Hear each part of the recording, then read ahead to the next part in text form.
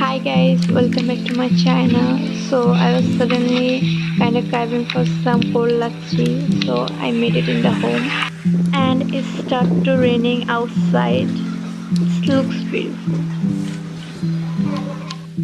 Then I thought to make some ramen, so I put water to cold and start preparing everything.